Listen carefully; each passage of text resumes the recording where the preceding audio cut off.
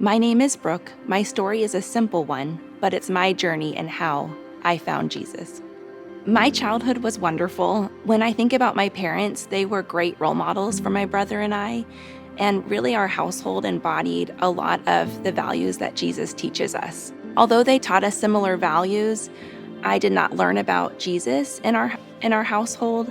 So what I learned about Jesus was from history books in school. I remember being very curious about Christianity and religions starting in my teen years, and I was invited by friends often to go to church with them and attended several different types of churches in my high school and college years.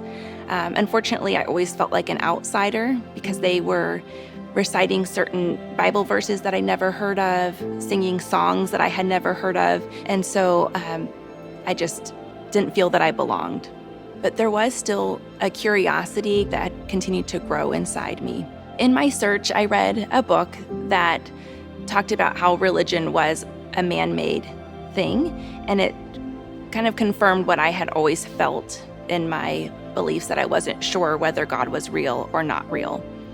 And in college, I attended some meetings, the Atheist Agnostic Student Club, because I just wanted to find a sense of belonging. I had never felt that I belonged in church, and so I thought maybe I would find that within that group. I quickly realized that it was not for me. It's funny because even though I didn't believe in Jesus at the time, I see now all the ways that God was working in my life. I had been in a serious relationship the last couple years of college and got engaged right after graduating. A couple months later, I flew to my best friend's wedding, and I knew that I was going to see her brother for the first time in years.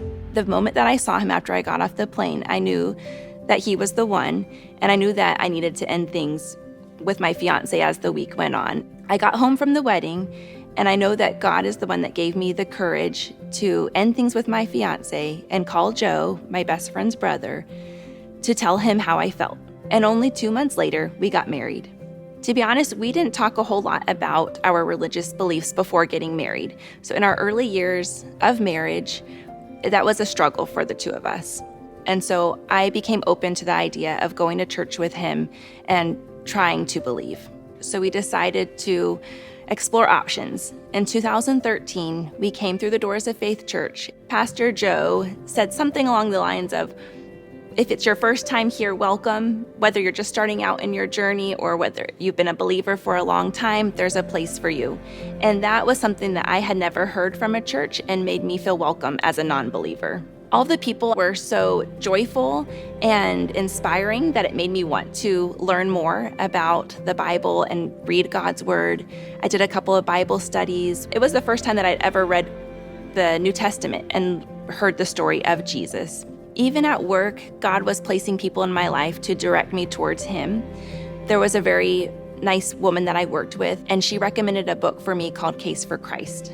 And reading that book, I saw all the evidence that was there of Jesus' life and His death and resurrection. And that book really was a turning point in me becoming a believer. Even though I was reading a lot, I was still searching. I just wasn't ready to believe. Then over a series of a couple trials in my life, God brought me closer to Him.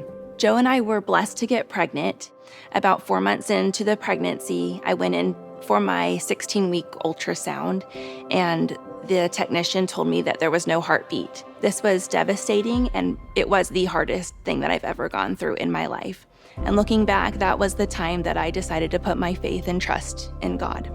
Praying to Him is the only thing that brought me comfort and peace, and just the thought that I knew that my baby was in heaven with Him and that He had a plan and everything was under His control. In 2017, Joe and I were blessed to welcome our first baby girl, Amelia, into this world.